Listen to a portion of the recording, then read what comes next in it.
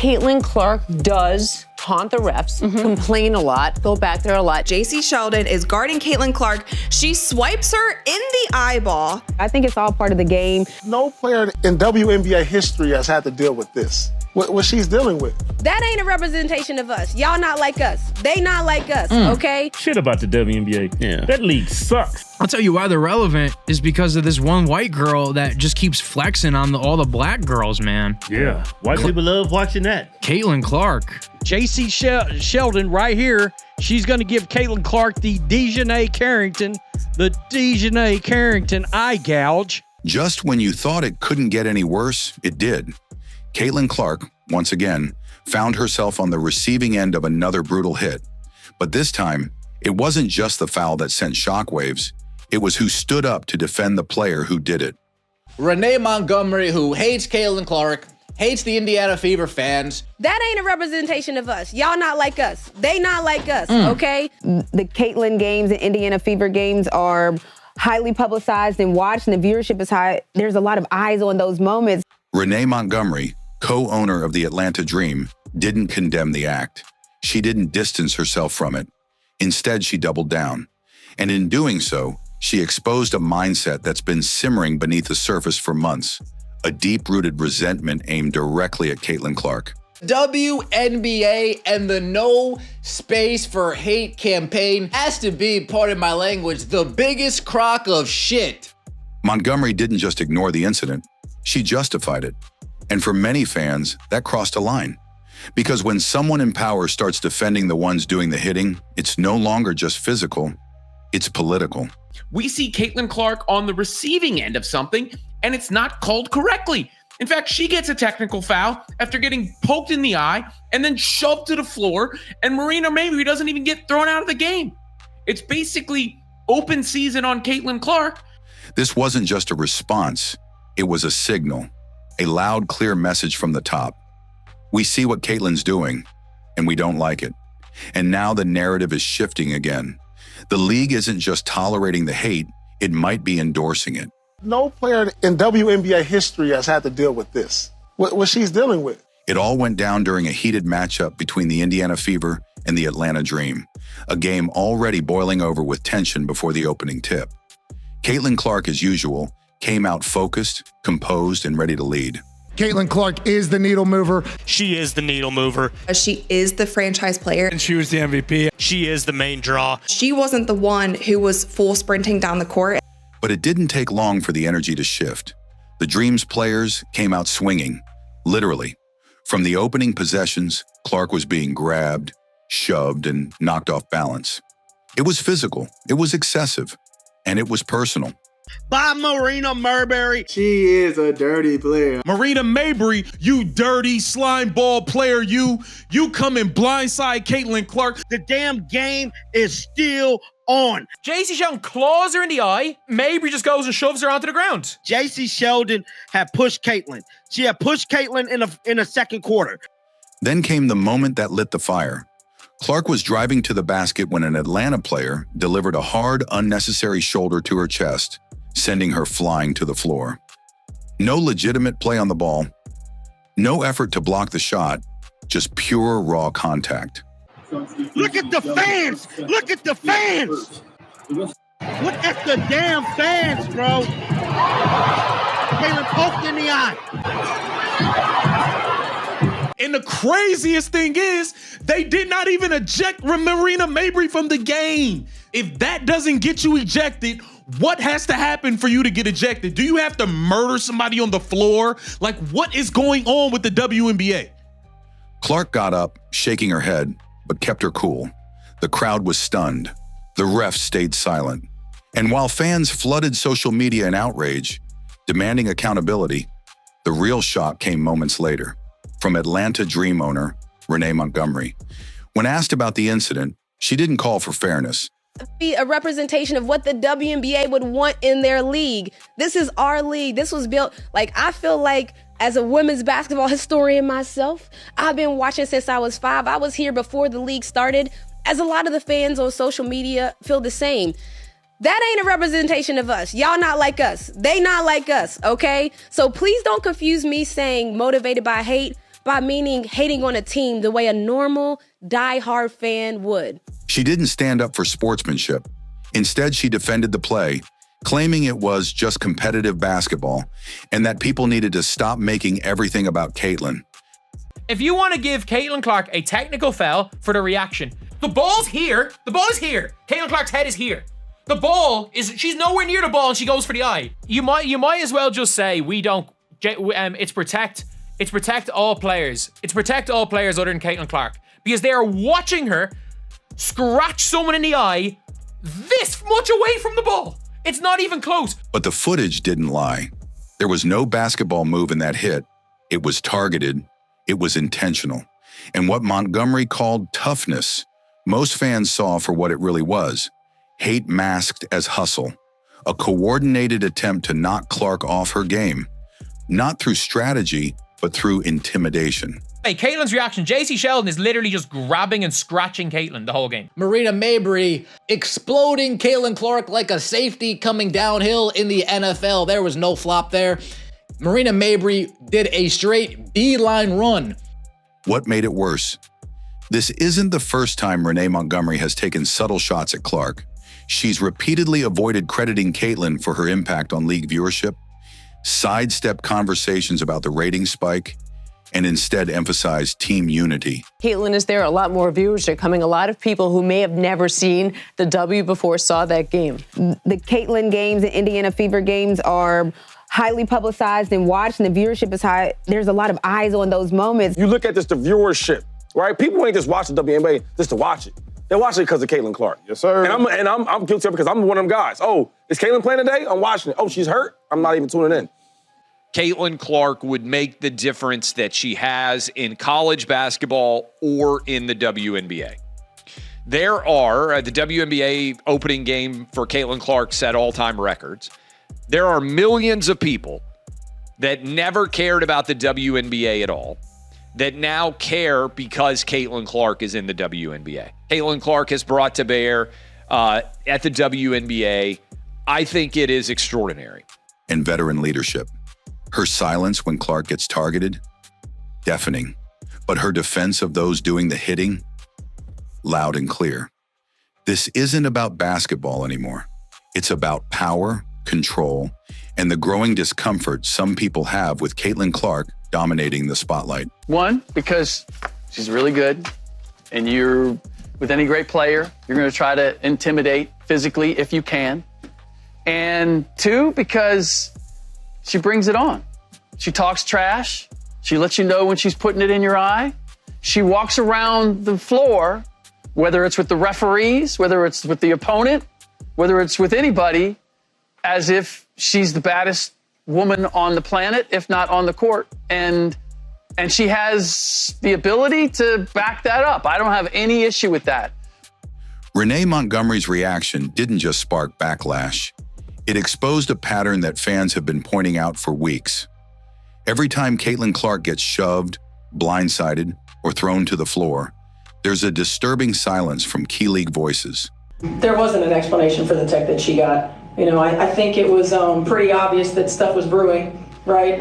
When the officials don't get control of the ball game, when they allow that stuff to happen, and it's been happening all season long. And so the first year Caitlin Clark was in the WNBA, they were hazing her. They're not hazing her anymore. They're just trying to figure out how the hell to stop her. Okay, it's not hazing. It's, all right, traps, pressure. So the Fever saw it coming. But the moment Clark dares to clap back, talk a little trash, or show fire, suddenly the narrative flips. She's called entitled, arrogant, privileged. And now one of the league's owners is echoing that same bias, publicly defending those who physically target her. The WNBA has this no space for hate campaign, and I'm just letting them know, you've created this space for the hate. The no space for hate campaign was directed towards a certain fan base. And it's not just words. Renee Montgomery's influence runs deep. She's not just a figurehead. She's a former player, a media presence, and a powerful voice in WNBA decision-making rooms. When she justifies aggression toward the most watched rookie the league has ever seen, it sends a dangerous signal. be a representation of what the WNBA would want in their league. This is our league. This was built, like, I feel like as a women's basketball historian myself, I've been watching since I was 5. I was here before the league started, as a lot of the fans on social media feel the same. That ain't a representation of us. Y'all not like us. They not like us, okay? So please don't confuse me saying motivated by hate by meaning hating on a team the way a normal, die-hard fan would. That Clark isn't just fair game. She's a target being openly validated by leadership. Let's not forget the data. Caitlin Clark has helped drive record-breaking attendance, historic viewership numbers, and a massive surge in jersey sales. Caitlin Clark comes into the WNBA, goes through college. She has panache. She has style. She's my role model. I really look up to her. Why do you like Caitlin?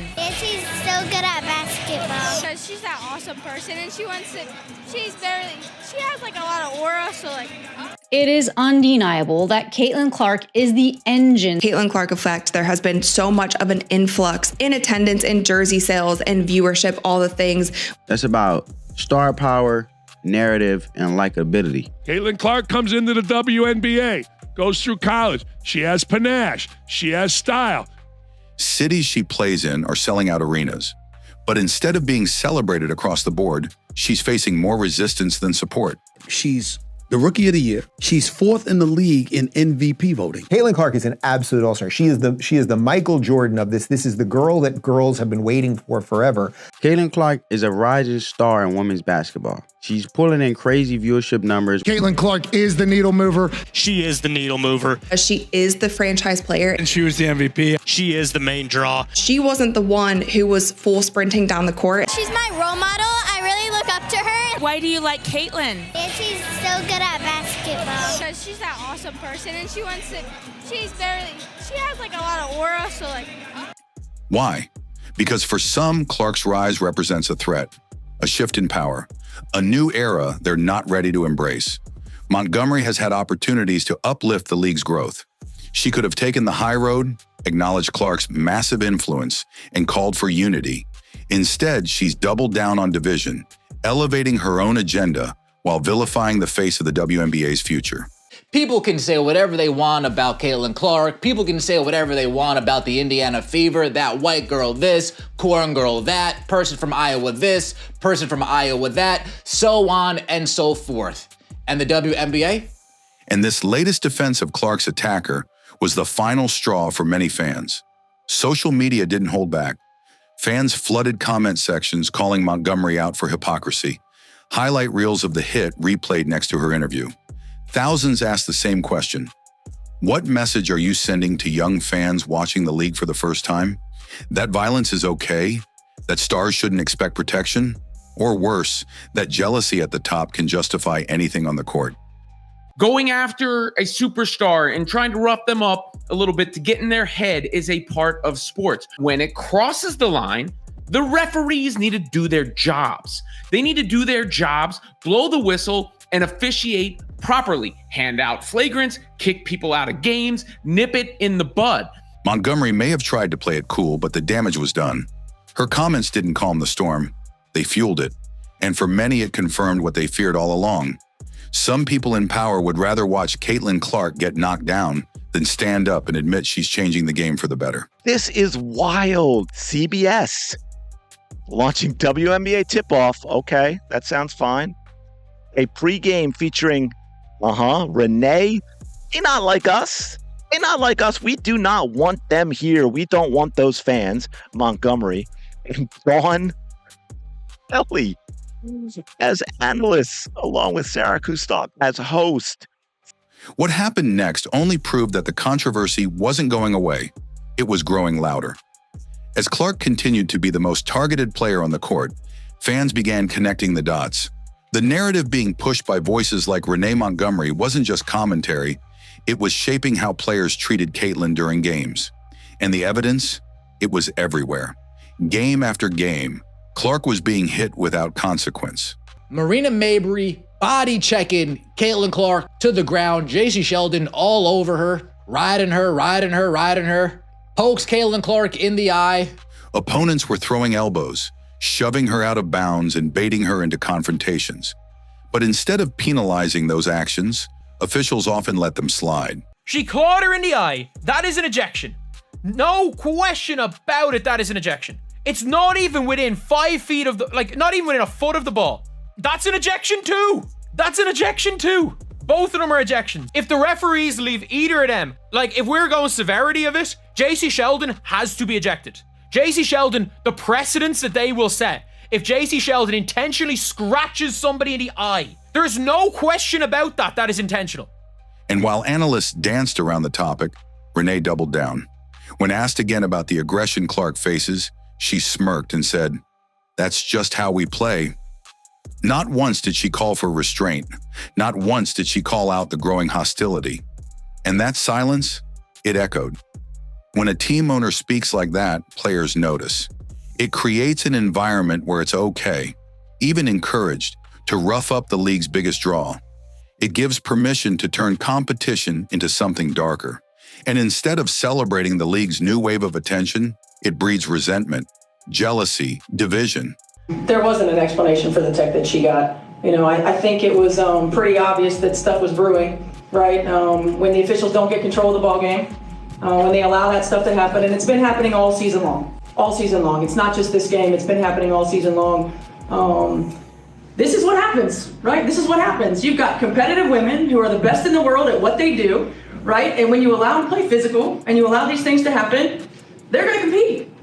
And they're going to have their teammates' backs. It's exactly what you expect, right? Out of fierce competitions.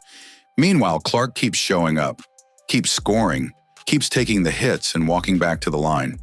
But even the toughest stars need backup. And when the people in power are openly siding with those attacking her, it leaves one message ringing loud. You're on your own out here. And yet, fans aren't buying it. The league might be divided, but the fans aren't. She got really rocked. Oh, and man.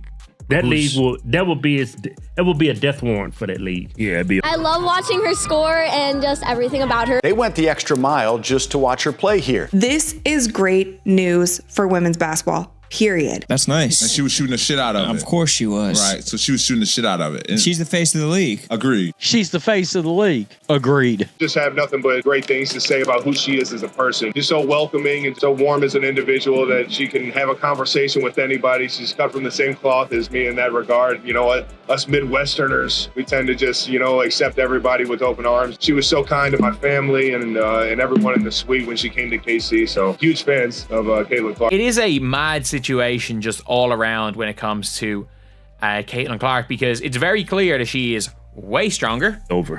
They're showing up in record numbers, wearing number 22, and making it clear they're watching. Not just for the game, but for the way it's being handled. Because what Renee Montgomery just made crystal clear is this. In her eyes, Caitlin Clark isn't someone to protect. She's someone to put in her place. But Clark's not backing down. Sophie Cunningham steps up, grabs her, knocks her down, gets a flagrant 2 for this, they end up calling. JC Sheldon is guarding Caitlin Clark. She swipes her in the eyeball. Sophie tries to wrap her up, and Sheldon gets to the floor, and all hell breaks loose. And neither are the fans who now see exactly what's happening behind the scenes. Caitlin Clark was never just another rookie. She became the face of a movement. And now with team owners like Renee Montgomery defending the very hits designed to break her, the truth is impossible to ignore. This isn't about competition anymore. It's about control, about keeping the spotlight away from the one player who's changing everything. JC Sheldon right here, she's going to give Caitlin Clark the Dejanay Carrington eye gouge. And then Marina Maybury's going to come in like some thug off the street and pull a Kennedy Carter on Caitlin Clark. There's the eye gouge, okay? And there's Maybury right there with the hip check, the shove. That's the eye gouge. And then right there, good God almighty. Marina Mayberry basically just did what Kennedy Carter did on a whole nother level. But here's what they didn't count on. Clark isn't folding. She's fighting back with her game, with her poise, and with millions of fans behind her. And every time someone in power tries to downplay the hate, It only makes her rise louder, because no matter how many try to silence her, Caitlin Clark keeps winning.